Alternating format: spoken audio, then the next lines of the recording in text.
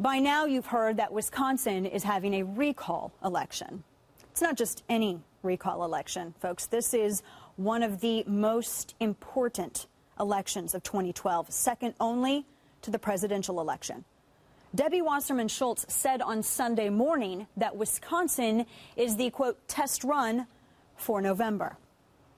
I think what's going to happen is that because of our on-the-ground operation, we've had an opportunity in this election, because especially given that Wisconsin's a battleground state, just like we did in the recall elections a year ago, to give this a test run. And so what I think the implications will be is that ultimately I think Tom Barrett will pull this out. But regardless, it's given the Obama for America operation an opportunity to do the dry run that we need of our massive, significant, dynamic grassroots presidential campaign. Significant, dynamic grassroots campaign. That's why Obama and Romney are neck and neck in Wisconsin, and that's why Scott Walker's leading. See, Governor Scott Walker is the valedictorian of the first generation of reform governors who won majority vote in 2010, and along with his lieutenant governor, Rebecca Kleefisch.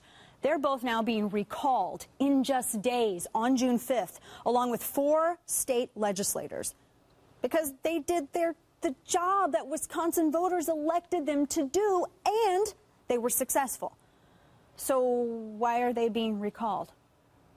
Now, consider it another tactic from the left, the abuse of the recall function. Now, see, recall elections and the functions, this has a purpose, and abusing the function because you don't like the outcome of a legitimate election is not one of them. But yet that's what's happening in Wisconsin.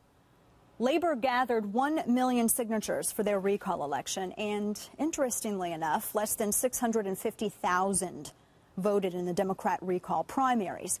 Walker and Kleefisch's reforms have set the state on path to a $154 million budget surplus.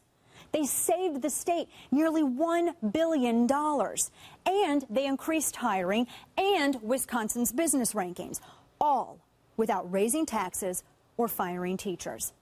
Just imagine these results replicated in all 50 states. Every single governor in this country is watching them right now, from Bobby Jindal down in Louisiana, who's facing a battle of his own, to Andrew Cuomo. Now, speaking of Governor Jindal, this morning came word that Louisiana Labor has launched their Recall Bobby Jindal campaign, and they're now holding petition signature drives across the state. If it can happen in Wisconsin, it can happen in your state, and it will happen in your state.